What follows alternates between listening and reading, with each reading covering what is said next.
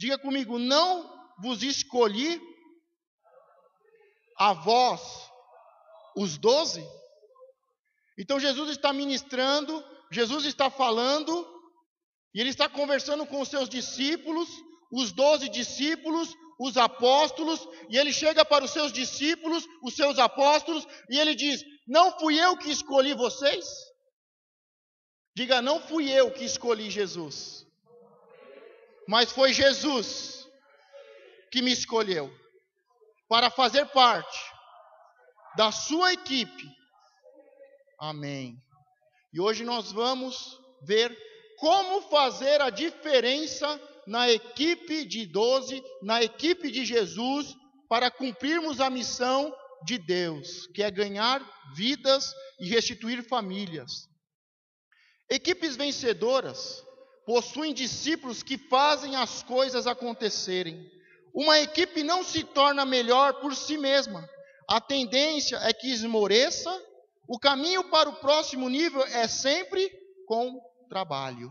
Então nós estamos vendo que uma equipe é formada e nós devemos trabalhar para fazer parte de uma equipe e de fazermos a diferença nessa equipe. A equipe ela não vai crescer e ela não vai melhorar simplesmente com o tempo e por um acaso. Para uma equipe ser montada, para uma equipe ser a melhor, para uma equipe continuar crescendo, se desenvolvendo e cumprindo a missão de Deus, é necessário trabalho, esforço. Porque se nós deixarmos a vida nos levar, ela geralmente nos leva para baixo. A tendência do homem, da mulher natural, é sempre descer, é sempre diminuir, é sempre para baixo. Então, para que a gente possa subir, é necessário fazer parte de uma equipe e trabalho para que essa equipe continue crescendo, amadurecendo, se fortalecendo para cumprir a missão de Deus, que é salvar vidas. Diga, salvar vidas e restituir famílias. Eu quero hoje falar, nós estamos falando sobre fazer a diferença em uma equipe, e eu quero falar sobre 4 tipos de pessoas para nós começarmos. Eu quero falar de 4 tipos de pessoas que fazem parte da equipe. Eu quero falar sobre 4 tipos de jogadores. Diga, jogadores.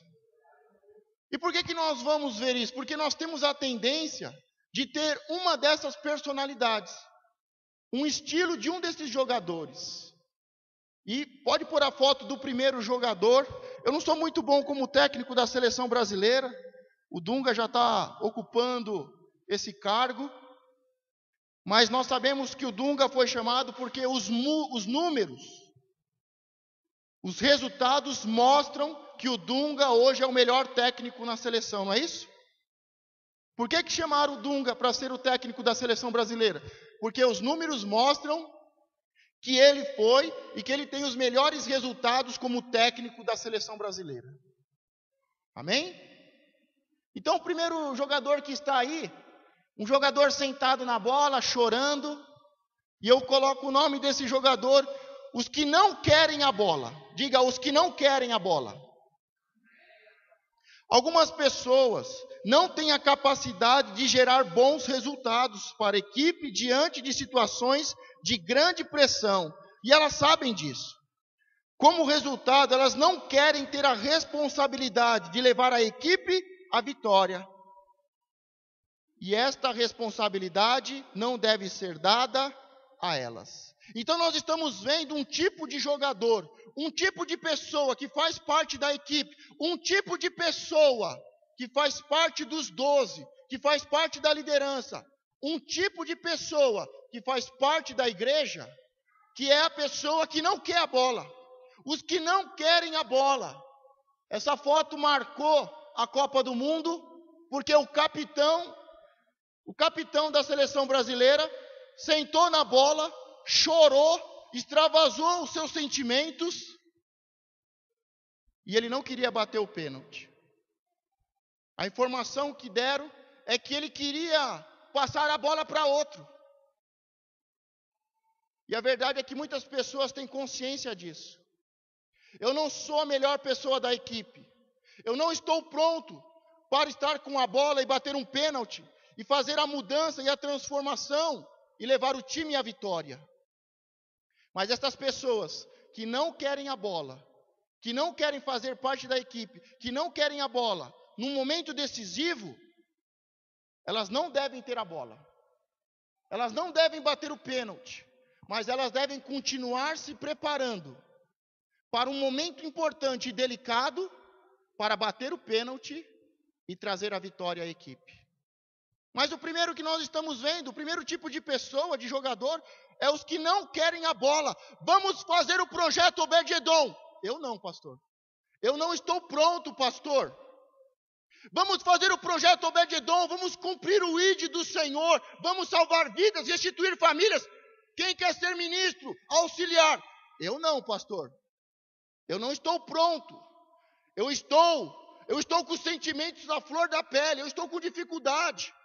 Eu estou com problemas de coração, problemas psicológicos, eu estou com problemas espirituais. Eu não quero a bola, eu não quero fazer parte da equipe, eu não quero fazer parte.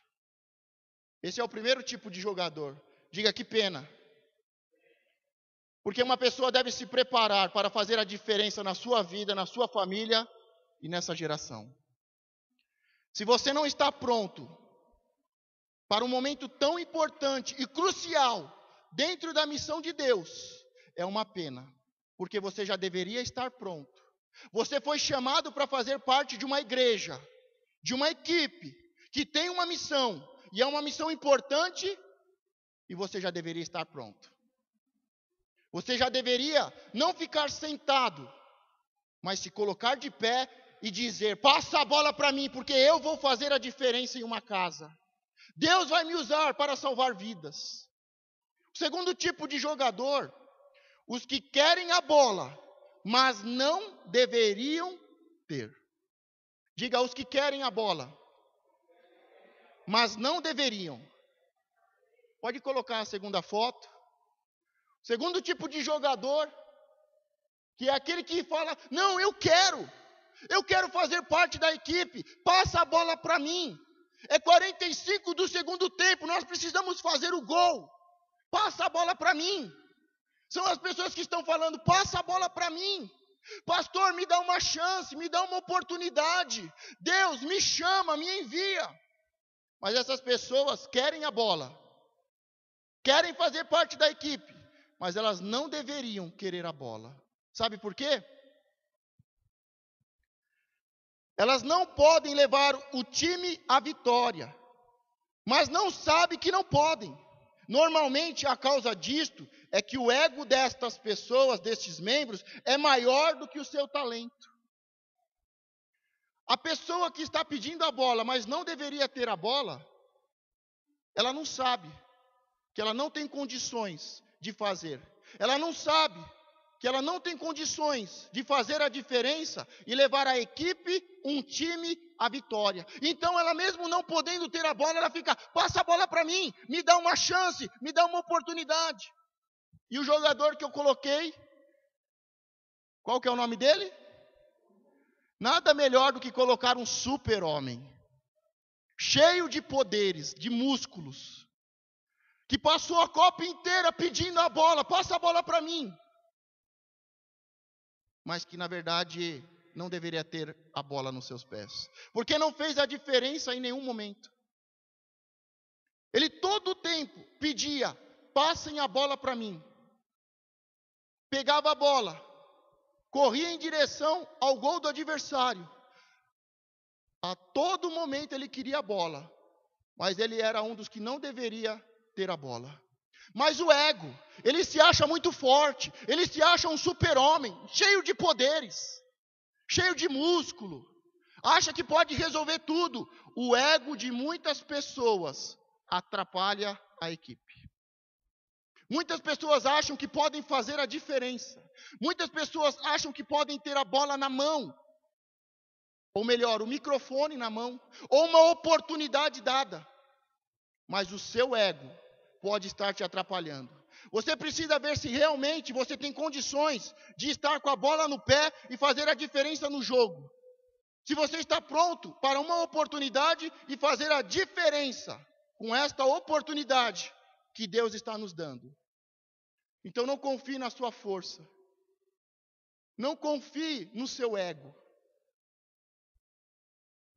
Seja um jogador que está preparado para o momento crucial. Seja um jogador. Faça parte da equipe. Mas vença o seu ego. Vença o seu ego. Porque tem muitas coisas que nós achamos que estamos prontos para fazer. Mas Deus não dá a bola para nós. Porque nós não estamos prontos. Esses dias ainda conversava com o apóstolo Gerson.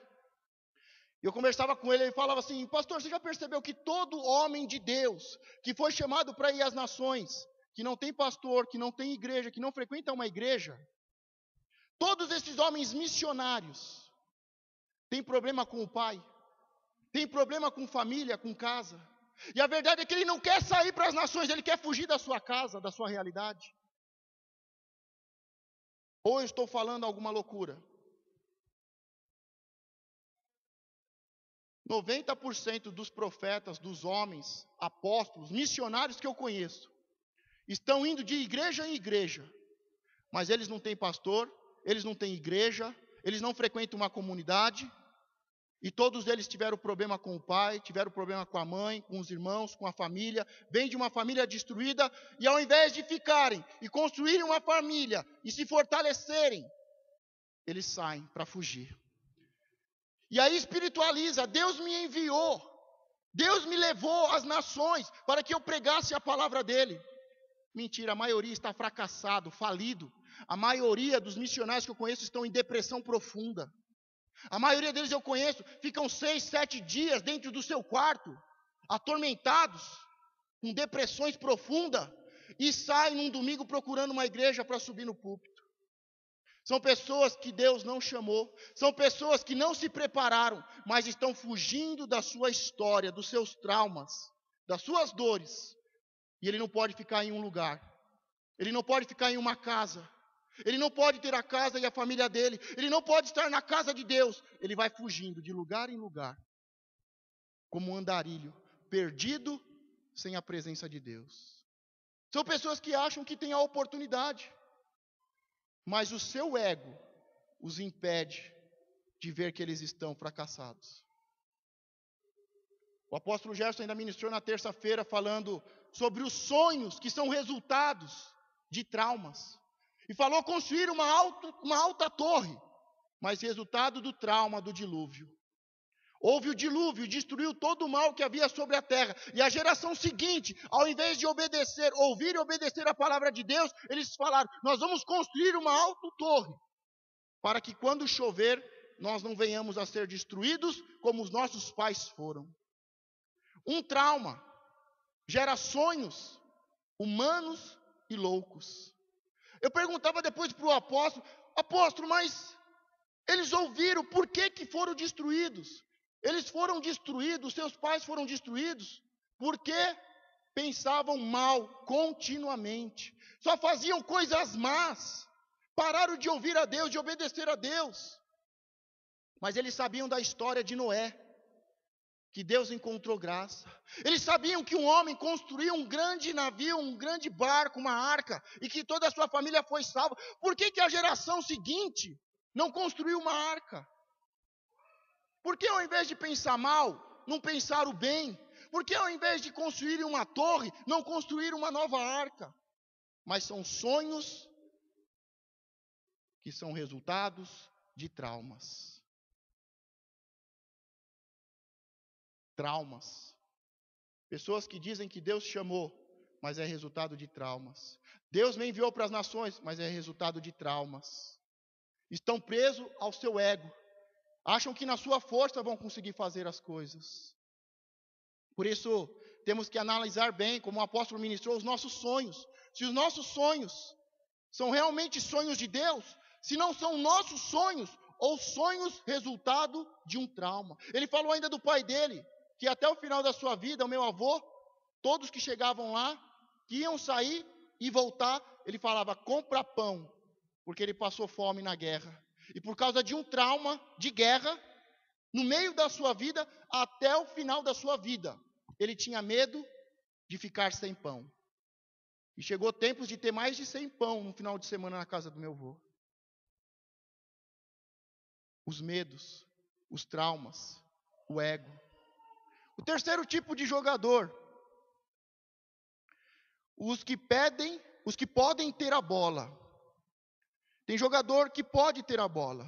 E o terceiro tipo de jogador é esse, os que podem ter a bola. Mas diante de alguém melhor, devem passar a bola adiante para um melhor resultado de todo o grupo.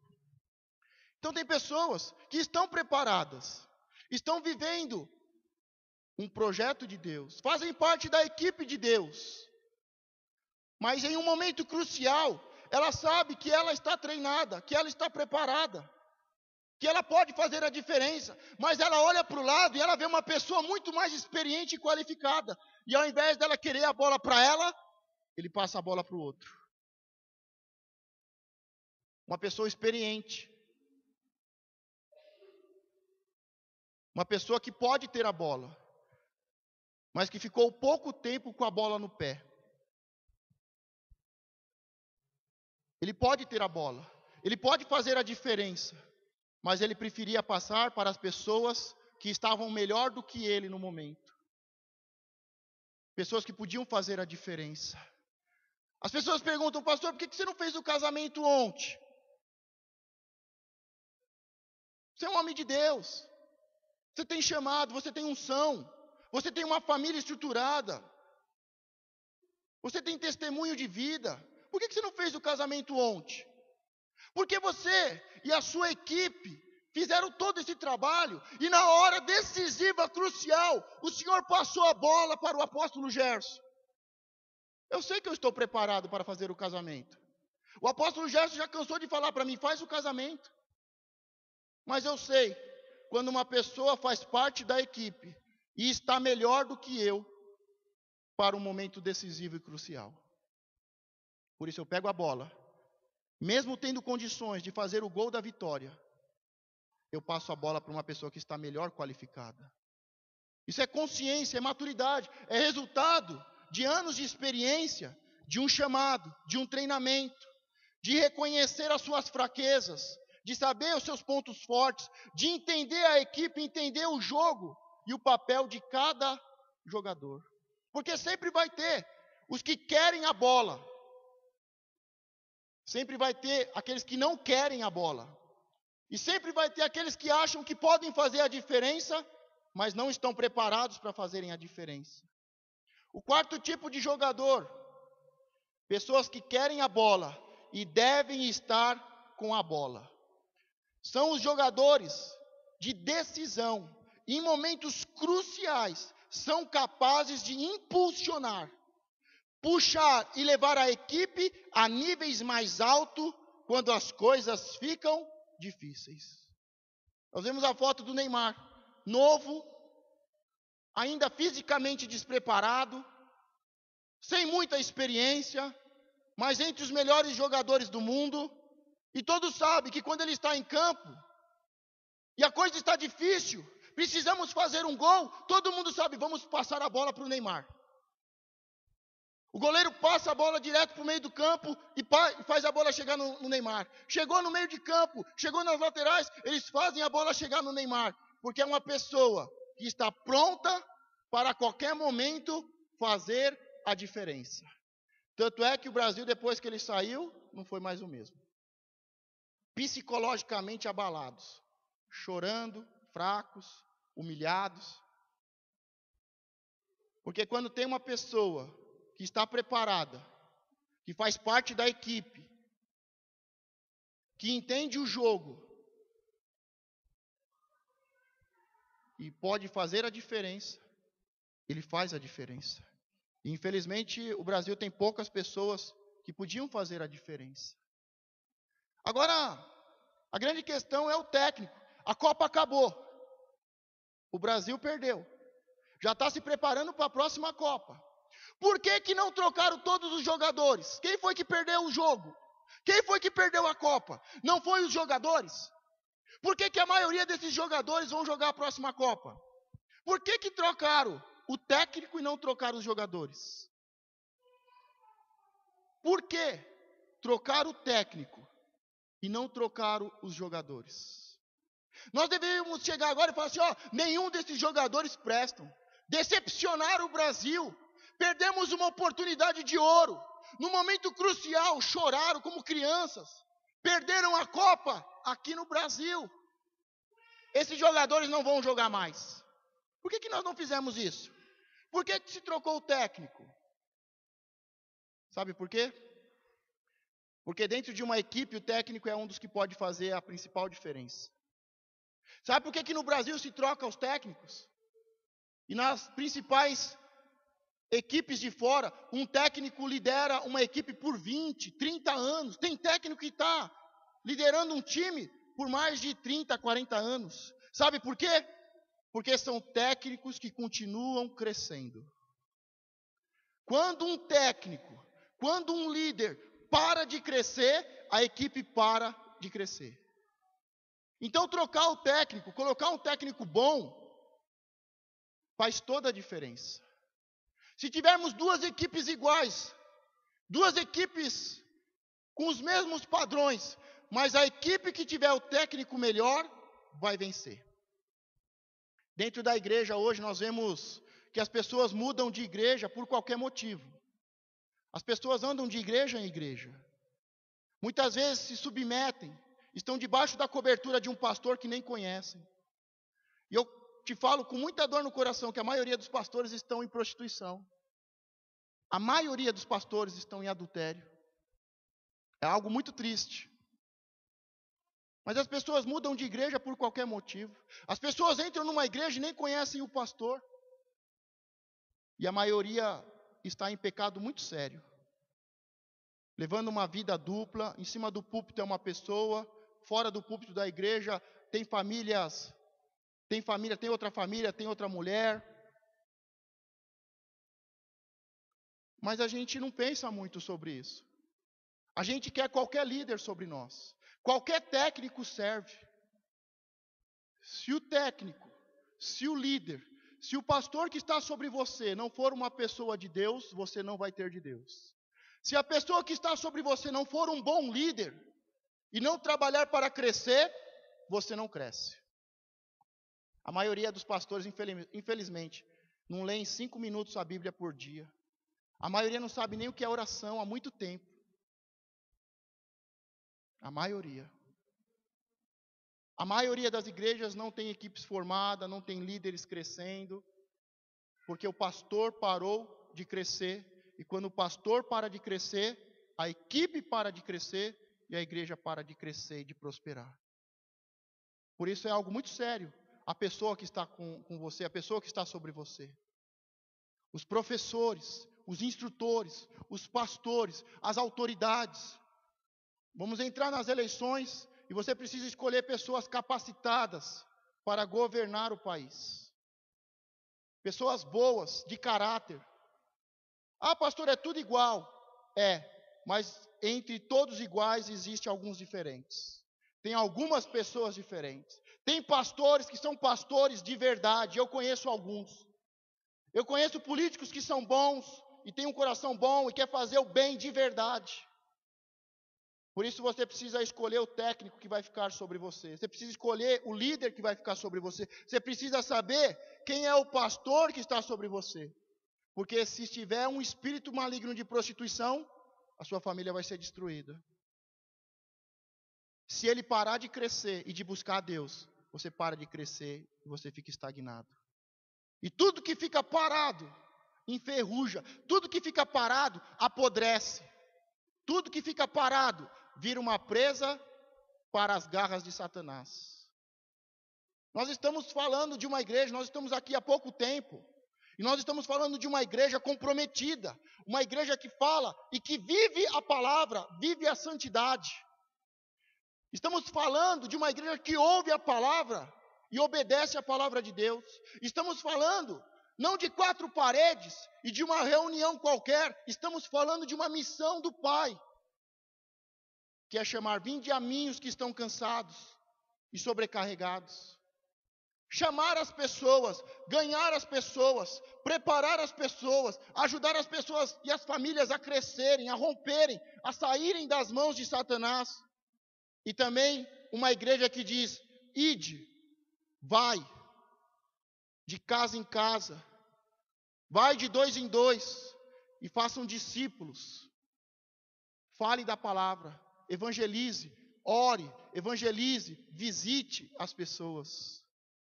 Mas para isso, você tem que entender que não foi você que escolheu, não foi você que chamou, mas vos escolhi a vós, os 12, diz o Senhor. O Senhor está montando equipes para trabalharem, e para trabalharem pelo reino, não para o seu próprio prazer, não para a sua própria vaidade, não para os nossos próprios interesses.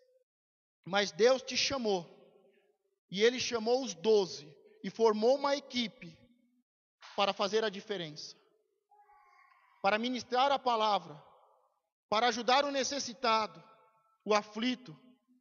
E é esse o nosso papel aqui no Miguel Badra, aqui em Suzano, no Alto Tietê. Diga: Deus me chamou. Diga: não fui eu que escolhi o Senhor, mas o Senhor me escolheu. Amém? Não vos escolhi a vós, os 12. Jesus monta uma equipe de 12. E essa equipe, ela é composta por jogadores. E cada jogador tem o seu perfil. Que você possa analisar o seu perfil. Se você é os que não querem a bola, chegou a hora de você se preparar e dizer: eu estou pronto para receber a bola e cumprir a missão de Deus. Se você é os que querem a bola, mas não deveriam, estão presos aos sonhos errados, às vaidades, ao ego, às obras da carne. Você precisa vencer o ego, as obras da carne, com a cruz, para poder ter a bola e fazer a diferença. Se você é os que podem ter a bola, mas entende que é uma equipe, e que eu sou fraco em algo, e o outro é forte em algo, e que nós nos completamos, que um é o pé, outra é a mão, outro é o braço, um é o olho, outro é o ouvido, que cada um tem uma função dentro da equipe.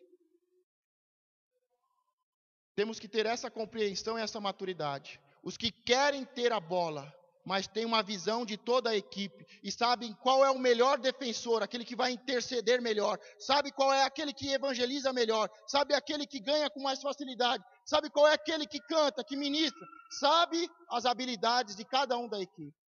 Para isso nós precisamos conhecer um ao outro. E eu conhecendo a equipe, você conhecendo a sua equipe, você vai saber aonde você é forte e aonde você é fraco. E você vai saber que na equipe tem alguém que é muito forte, aonde eu sou fraco. E tem alguém que é fraco numa área em que eu sou muito forte. E nos completamos, nos ajudamos para cumprir a missão de Deus. E as pessoas que querem a bola e devem estar com a bola e fazem a diferença em todo projeto, em toda situação, seja no casamento que tivemos, seja no aniversário da igreja, seja no dia das crianças, nas festas de final de ano. Tem pessoas que em todos os projetos estão preparadas, venceram o seu ego, têm uma visão, uma compreensão de equipe, de relacionamento, e estão sempre prontas para fazer a diferença. Esse deve ser o nosso objetivo. As características dos discípulos que fazem a diferença. Nós temos que ser intuitivos, comunicativos, apaixonados, talentosos, criativos, responsáveis, generosos e influentes. Diga comigo: eu tenho que ser intuitivo, comunicativo, apaixonado, talentoso, criativo, responsável, generoso e influente. Uma mudança simples. Os microfones estavam aqui. Colocaram os microfones ali. Uma mudança simples, mas que veio de uma pessoa intuitiva, inteligente, criativa. Algo simples que mudou a visão do púlpito. Deixou o púlpito mais limpo, mais bonito. Resolveu um problema de forma intuitiva. E se eu colocar os microfones ali? Intuição, criatividade, comunicação. E se nós, da equipe, colocarmos os microfones desse jeito? Quero saber quem que teve a ideia de colocar os microfones daquela forma. Parabéns, Deus te abençoe e te faça crescer em criatividade. E com muitas ideias. As ideias são simples. Certa vez estavam num prédio muito antigo e muito alto. E os arquitetos estavam quebrando a cabeça, porque era um prédio antigo e tinha sido recuperado. Só que era muito alto, muitas escadas e não tinha elevador. E os arquitetos pensando, como é que nós vamos colocar um elevador dentro desse prédio? Como é que vamos resolver este problema desse prédio antigo que foi restaurado, que está bonito, mas que só tem escada? Como é que vai chegar no 10º andar de escada? Como é que vamos colocar um elevador aqui dentro? Não tem espaço. E pensavam, planejavam, perguntaram para um operário normal, comum ali de chão, um pedreiro, e falaram, como é que nós colocamos aqui um elevador? E aquele homem comum, simples, mas intuitivo e criativo, falou assim, coloque o elevador lá do lado de fora. Faça um elevador panorâmico, a hora que a pessoa estiver subindo, ela vai ver toda a cidade. Uma ideia simples, de uma pessoa simples, mas intuitiva e criativa.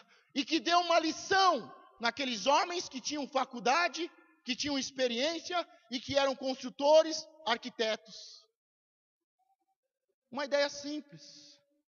Diga, eu tenho que ser intuitivo, comunicativo, apaixonado, talentoso, criativo, responsável, generoso e influente. Uma das características que nós temos que aprender e desenvolver é a comunicação. A maioria não consegue falar, não consegue se expressar, não consegue chegar diante de outra pessoa e falar com ela, olho no olho, conversar, expor as suas dificuldades, expor as suas ideias. Estamos no século da informação, das redes sociais, mas a maioria não consegue falar, a maioria não consegue se comunicar. Diga, eu tenho que ser uma pessoa comunicativa. Amém. Quero que coloque a última foto. Por favor, Andréia.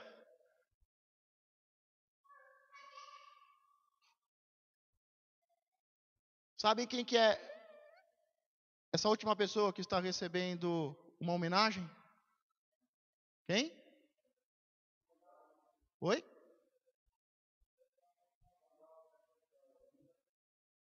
É esse nome aí mesmo. Técnico da Holanda.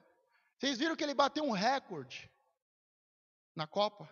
Ele é o primeiro técnico da Copa, em uma Copa do Mundo, que usou todos os jogadores reserva, entraram em campo e a maioria deles entrou e fez a diferença. Vocês sabiam que ele é o único técnico em uma Copa do Mundo, a usar todos os jogadores? Ele mudou um goleiro nos últimos minutos, porque ia para os pênaltis, e ele colocou um goleiro que era melhor para agarrar pênalti, e o goleiro agarrou os pênaltis. Eu tenho como objetivo, e como não só objetivo, mas como uma missão, uma ordem de Deus, saber colocar cada pessoa no seu lugar certo. Preparar, chamar, preparar, colocar no lugar certo. Usar de forma inteligente e criativa todas as pessoas. Diga para a pessoa que está do seu lado, se você está aqui, você está aqui por causa de um trabalho. Diga, deixa Deus te usar. Então, meu principal propósito e missão é preparar uma equipe de 12. E preparar uma equipe de 12 reserva.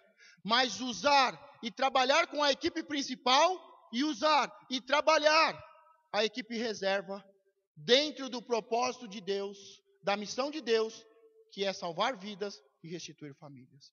Então você que está aqui, você vai fazer parte de uma equipe. E você está aqui porque Deus quer te usar. Diga, Deus quer me usar. Agora o papel de um técnico, de um líder, é saber colocar as pessoas no lugar certo. A maioria das pessoas que vêm para a igreja, elas pensam que são cantores, que são levitas. Mas a maioria está frustrado, doente, e é resultado de um sonho, de uma ferida. Um sonho, resultado de uma ferida. A maioria não é cantor, a maioria não é levita. Cantar e ser levita não é o principal chamado de Deus. O principal chamado de Deus é: vinde a mim, todos que estão cansados e oprimidos. Deus te chamou porque você estava cansado da vida. Ou você se esqueceu disso? Deus te chamou porque você estava arrebentado. Você estava estragado, quebrado, com a família destruída, envolvido em coisas erradas. Deus te chamou porque você não estava aguentando.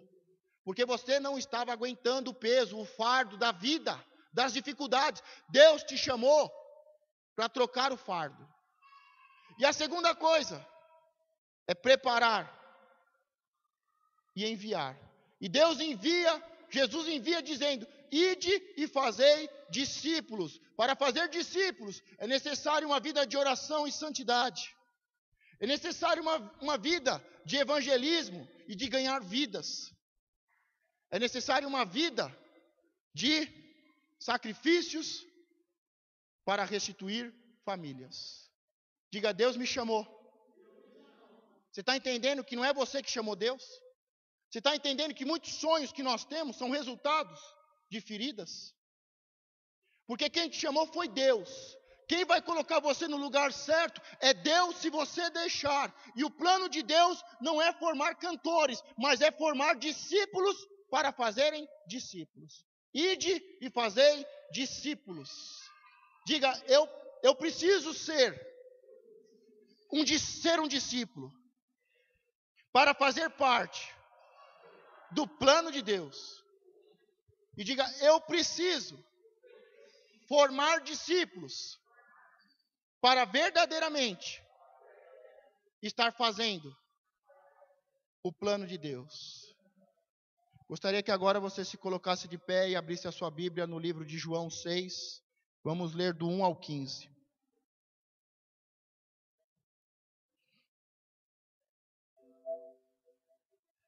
Livro de João, capítulo 6, versículo 1 ao 15.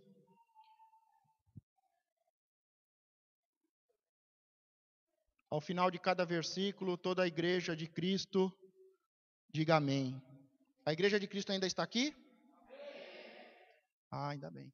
Porque quando se fala de compromisso, de missão, só fica os discípulos. Mas quando se fala de prosperidade, vem todo o povo.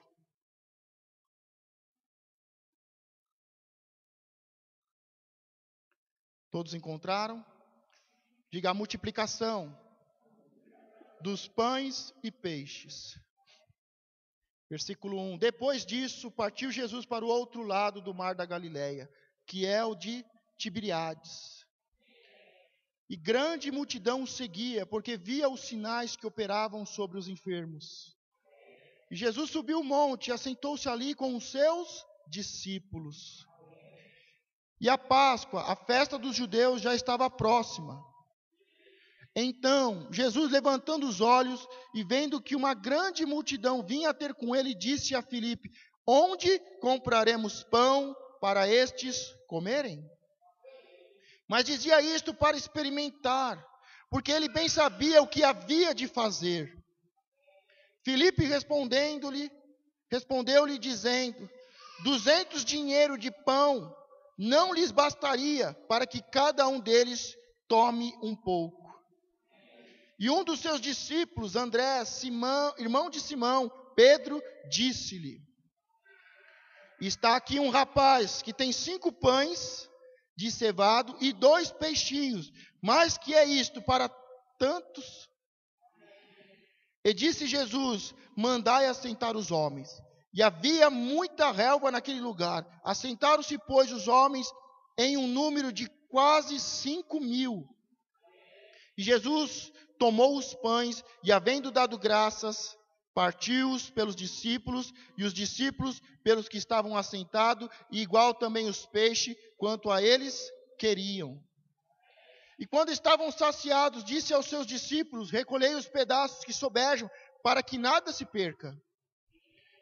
Recolheram-no, pois, e encheram 12 cestos de pedaços dos 5 pães de cevado que sobejaram, aos quais haviam comido. Vendo, pois, aquele homem o milagre que Jesus tinha feito, diziam: este é verdadeiramente o profeta que deveria vir ao mundo.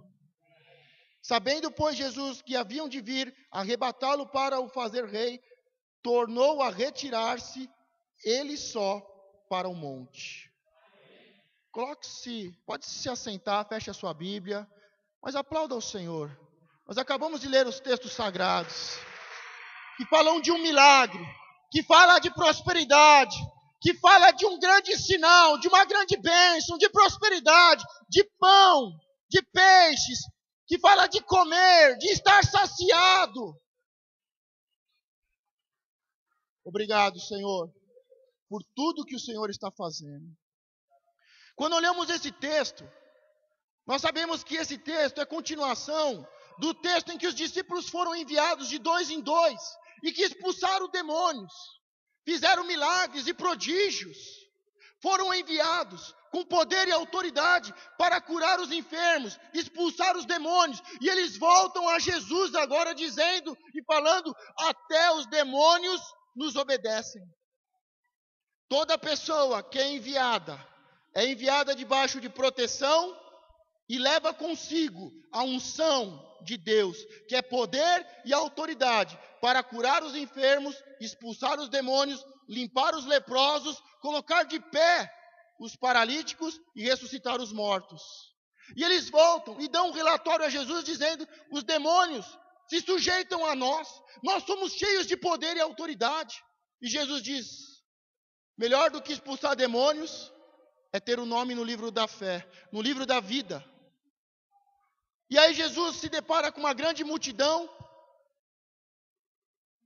e ele, para testar os discípulos, fala: o que nós vamos fazer agora?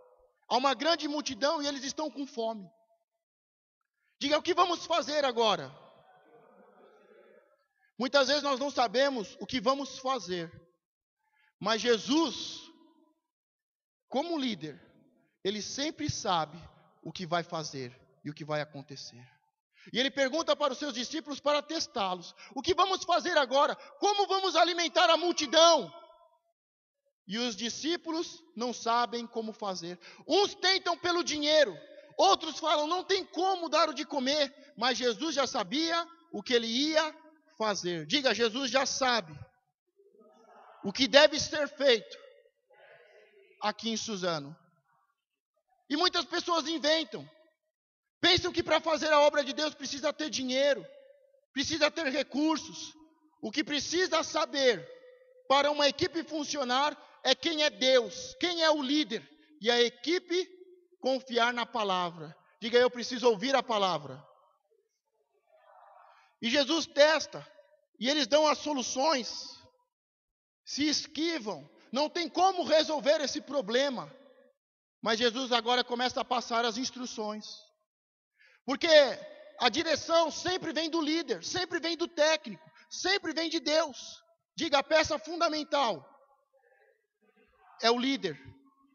Depois, os discípulos. Depois que nós entendemos quem é o técnico e quem são os discípulos, nós vamos nos deparar com os problemas. Diga: problema é uma forma visível do poder de Deus se manifestar. Então eles estavam sabendo que eles foram enviados e tinham poder e autoridade para curar e expulsar demônios. E quando eles chegam, eles precisam se deparar com o técnico da equipe, com o líder da equipe, com o pastor, Jesus Cristo, que é o bom pastor. E eles precisam reconhecer que há uma autoridade, existe um técnico e Jesus é o mestre. E que eles são os discípulos. Quando há um técnico, uma equipe, e sabemos quem é o pastor e quem é a equipe, vamos nos deparar com os problemas. Qual é o problema que você está passando? Qual é o problema que a sua família está passando? Qual é o problema que a multidão do Miguel Badra está passando? Qual é a dificuldade que o povo tem aqui? Qual é a dificuldade? É de ter o de comer? O problema é a miséria? O problema é o divórcio? O problema é as drogas? O problema é uma falta de perspectiva para o futuro? Qual é o problema que nós nos deparamos aqui? Depois que nos deparamos com o problema, Jesus começa a liberar os decretos para organizar. Diga, organizar. Se organizou uma estrutura, o líder, os discípulos se depararam com um problema e Jesus começa a buscar uma solução. O que nós temos para fazer? Quais são os recursos que nós temos? Para resolvermos um problema, precisamos de uma oferta voluntária. Diga comigo, para se resolver um problema espiritual, é necessário uma oferta voluntária. Diga, muitas vezes, é necessário uma oferta de sacrifício. E nós sabemos que uma criança entregou uma oferta voluntária e de sacrifício, porque ela ia deixar de comer e de crescer. Se organiza, se depara com um problema, começa a se resolver. Jesus agora diz, fala para o povo sentar. Nos textos vemos os detalhes dizendo para se organizarem em grupos de 20, de 50, de 100. E aqueles poucos pães e peixes, Jesus agora entra, depois de organizar e administrar, ele entra com a oração. E ele dá graças a Deus por aqueles poucos pães e peixes. E ele começa a partir e a multidão é alimentada. Vocês já perceberam que geralmente a gente quer orar antes? Quando você quer resolver um problema, o que você faz antes? Você ora? A última coisa que Jesus fez para resolver um problema foi orar. E muitas vezes nós, tomados por demônios da religiosidade, da hipocrisia, vamos orar primeiro. Jesus não foi orar para resolver o problema. Jesus primeiro organizou. Diga, organizou. Administrou. E ele organizou o povo. Falou, sentem-se, se organizem em grupos, em famílias, em grupos. Ele organizou primeiro. Organizou. Em seguida ele administrou 5 pães, alguns peixes. Depois que você organizar a sua vida, depois que você organizar e administrar a sua casa, você ora e o milagre acontece. Orar é fácil. Orar é para os hipócritas, para os religiosos. Agora, organizar a vida, administrar uma casa é para os fortes. E a maioria do povo é fraco. Não consegue dar uma palavra de ordem, de organização na sua casa. Não consegue colocar respeito, princípios, a palavra de Deus na sua vida e na sua casa. Enquanto você não organizar a sua casa, enquanto você não administrar a sua casa, a sua vida, não adianta orar, porque é oração de hipócrita. Primeiro você se organiza. Primeiro você se organiza e em seguida você administra a sua vida e a sua família. Depois você ora e vem o milagre de Deus. Enquanto você for um fraco e você não organizar e administrar a sua vida, não, pastor, eu não consigo parar de fumar, de beber, pastor. Enquanto você não governar, administrar a sua vida, não adianta oração de milagre. Vamos parar de brincar de ser crente. Vamos parar de brincar de oração. Vamos parar de brincar de vir à igreja.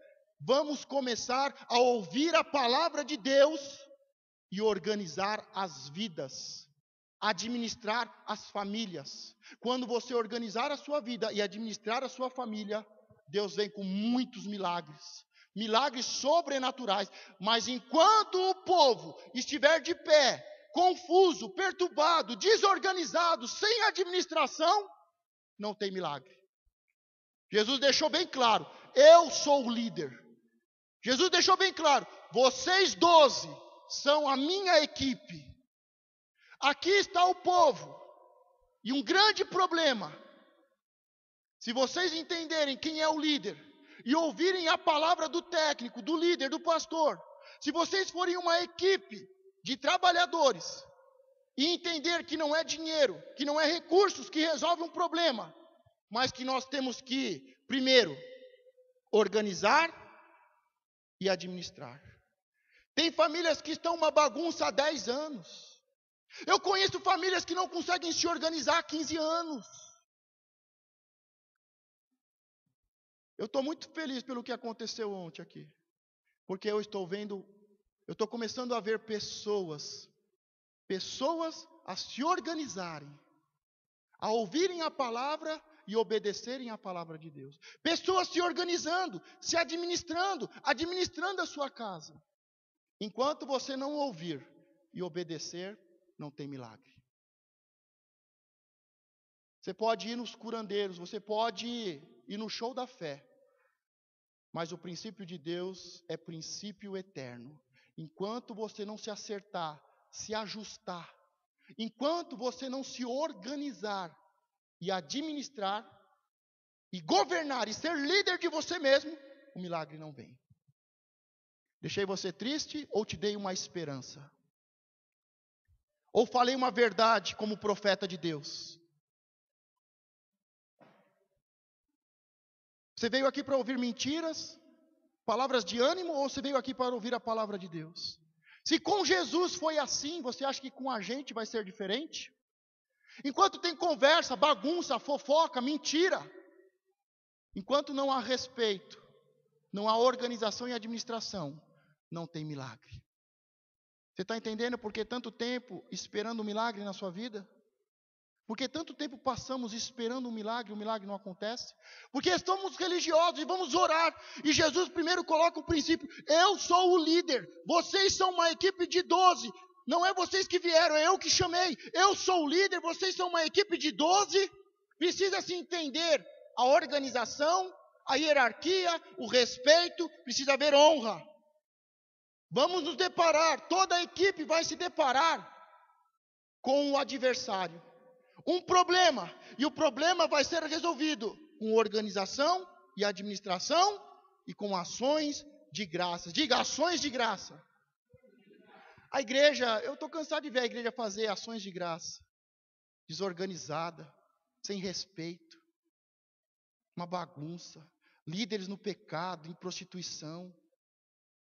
Estou cansado de ver uma igreja falsa, mentirosa, hipócrita, no pecado, e cheia de orações, de intercessões, de jejum, cheia de oração, cultos de ação de graça, mas eu não vejo as pessoas se organizarem. Enquanto você não se sentar em um grupo, enquanto você não se sentar, se organizar em grupo, o milagre não vem. Você está entendendo por que Deus está dando uma ordem para nós que estamos aqui, formarmos uma equipe de 12, outra equipe de 12, e sermos enviados de 2 em 2, enquanto não organizarmos a equipe, enquanto a igreja não estiver organizada com um líder, e uma equipe de 12, e uma equipe de 12 reserva, enquanto não houver discípulos dispostos a irem, estamos perdendo tempo. Enquanto não organizarmos a igreja, o milagre de Deus não vem. Você já passou por quantas igrejas? Você já teve quantos pastores? Quantos técnicos? Quantas vezes já foi mudado? Já saiu daqui e foi para lá? Quantas vezes você já mudou de pastor, de técnico? Não, agora é de Deus. Agora essa igreja é boa. Agora, olha que palavra poderosa. Quantos aqui já passaram por mais de 4, 5 igrejas? 4, 5 igrejas, brincando de ser crente, sem ter conhecimento em oração. Tem muitas famílias que eu conheço que não vão para o céu, vão para o inferno. Mas elas estão organizadas e há administração. E os seus filhos não se perdem. Os seus filhos não se envolvem com coisa errada. Mas se não conhecerem Jesus, que é o único caminho ao Pai e aos céus, vão para o inferno. São pessoas boas, mas que não conhecem Jesus e que não vão para os céus. Mas possuem organização e administração. Por isso, eu quero convocar, e a palavra de Deus tem sido ministrada para convocar você para fazer parte de uma equipe, seja a equipe principal, ou seja a equipe reserva, mas se levantar como um ministro, como um auxiliar, como uma igreja valente, que não vai ficar brincando de ser igreja, que não vai ficar brincando com as coisas de Deus e com o diabo, mas vai se colocar de pé, para ser enviado, para orar, visitar, evangelizar, ganhar vidas, restituir famílias.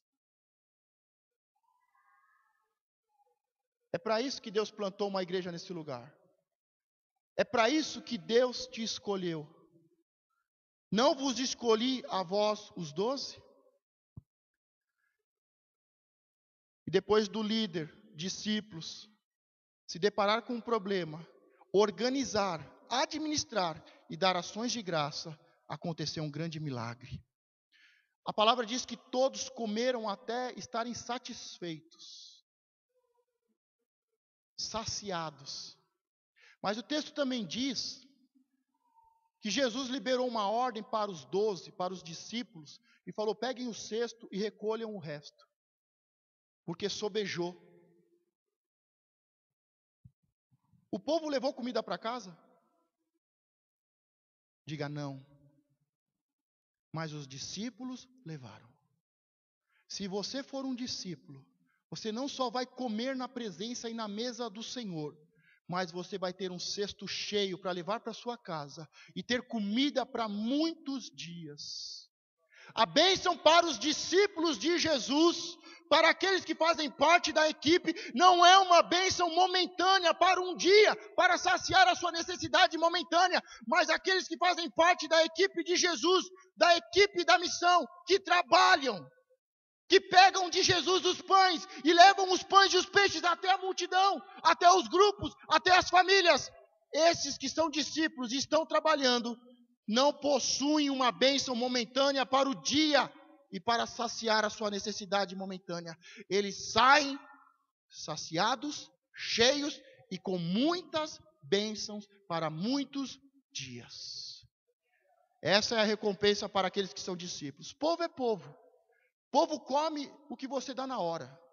E não tem o direito de levar nada. Povo não tem o direito de levar nada. Nem as migalhas que sobram.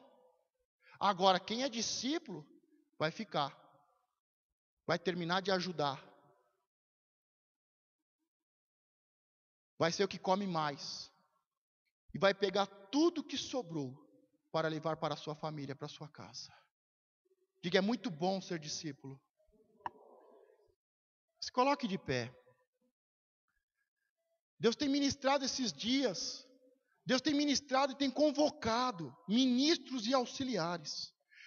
Deus tem despertado a sua igreja neste lugar, que é uma igreja ainda pequena, mas que não pode ser chamada de pequena, porque é uma igreja que está em crescimento. Você percebeu que o povo que veio buscar pão já foi embora? Aqueles que vieram buscar a cesta básica, aqueles que vieram pedir dinheiro para o pastor, aqueles que queriam materiais de construção, aqueles que queriam remédio, todos esses já foram. Aqui está uma igreja forte, firmada, que não está aqui por causa da necessidade diária, para comer, ter o que comer hoje, fazer trocas e barganhas. Aqui está uma igreja que Deus te chamou e te separou para viver uma missão. Precisamos organizar e administrar.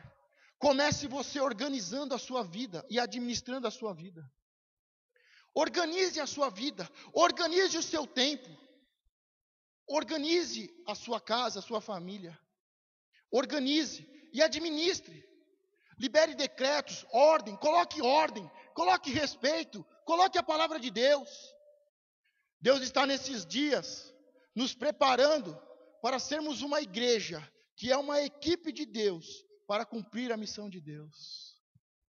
Coloque a sua mão sobre o seu coração. É o seu momento com Deus.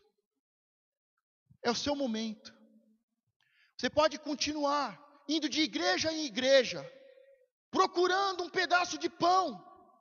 Você pode continuar indo de igreja em igreja, buscando um milagre diário. E todos os dias você vai precisar de um novo milagre, uma nova necessidade, um novo milagre. Mas hoje, muito mais do que dando um milagre, muito mais do que a multiplicação dos pães e de peixes, Deus está abrindo os seus olhos, renovando a sua mente, quebrantando o seu coração, para que você não seja presa de falsos profetas e falsos mestres, para que você não fique perdido, vagando de igreja em igreja, mas que você saiba que existe uma palavra, existe um princípio, existe uma verdade que liberta verdadeiramente, existe uma verdade que cura, que levanta pessoas para serem ministros, para serem fortes, serem salvos, restituírem a sua casa e puderem declamarem dizendo: eu e a minha casa servimos ao Senhor. Pessoas que não vão ser presas da religiosidade, da falsidade, hipocrisia, mas pessoas que entendem que é necessário um técnico, é necessário um líder. Você precisa ter um pastor, você precisa fazer parte de uma equipe, se relacionar com as pessoas da igreja, ter amigos, fazer amigos, ganhar amigos. Tenha um pastor. Deus tem falado isso a esses dias e tem falado: tenha um pastor.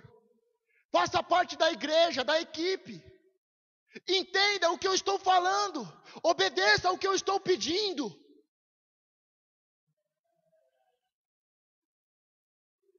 Organize a sua vida. Administre a sua vida. E depois ore. Antes do milagre acontecer, ore agradecendo, dando graças a mim. Porque quando você organizar e administrar, eu mesmo farei um milagre na sua vida. E será tão grande que vai fazer parte da sua história. Milagres tão grandes que o Senhor está preparando para cada um de nós. Milagres tão grandes para esta igreja. Porque esta igreja tem um pastor. E esta igreja tem uma equipe. E esta igreja é organizada. E nesta igreja tem a palavra verdadeira de Deus, que gera respeito, temor no coração do povo, santidade. O princípio da honra, da irmandade, do companheirismo, onde o pastor pode dizer: vocês não são mais servos, mas são amigos, são meus amigos.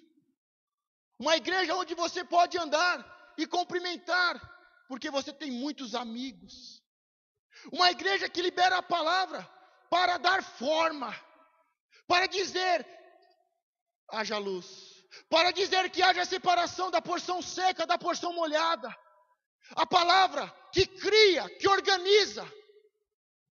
A palavra que organiza e que administra. O sol para governar o dia e a lua para governar a noite. A palavra verdadeira que cria, que organiza e que administra.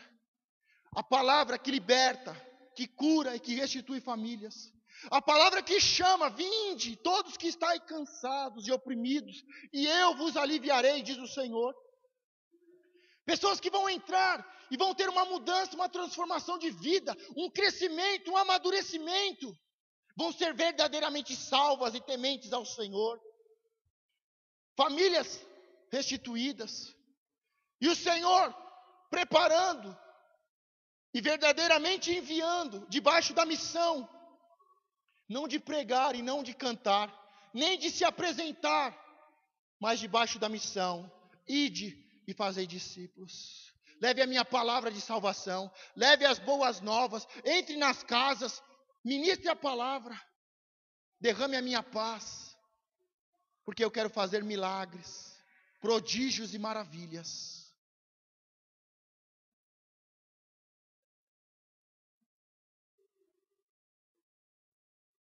Espírito Santo de Deus, continua trabalhando, continua agindo em nossas mentes e em nossos corações. Espírito Santo de Deus, continua limpando a tua igreja, continua revelando o propósito, a missão, continua edificando, meu Pai, as pessoas. Tem pessoas que estão dizendo, não, eu não estou pronto, mas o Senhor está dizendo, vai nesta tua força, porque eu sou contigo. Tem pessoas dizendo, eu não tenho chamado. Se você não tem o chamado para ir, é porque você não ouviu o chamado dizendo, vinde a mim. Porque todos que ouviram a palavra, vinde a mim, também escutam a palavra, ide aos perdidos. O Senhor está limpando a igreja, está santificando a sua igreja. O Senhor está revelando a missão, o propósito. Propósito que não está preso a sonhos humanos, à vaidade, ao ego, às obras da carne, mas revelando a missão do nosso Senhor, único e Salvador, suficiente e Salvador, que é ser limpo, trocar o jugo, ser preparado para levar as boas novas. Diga, eu faço parte da igreja e de uma equipe que entendeu a missão de Deus, que é salvar vidas e restituir famílias.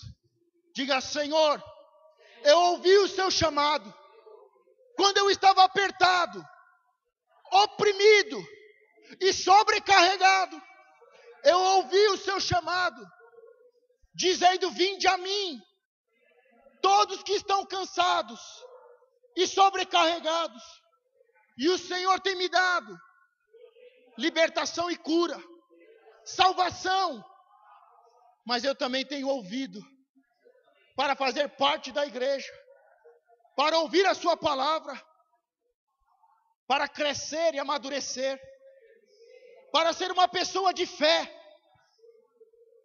e enviada.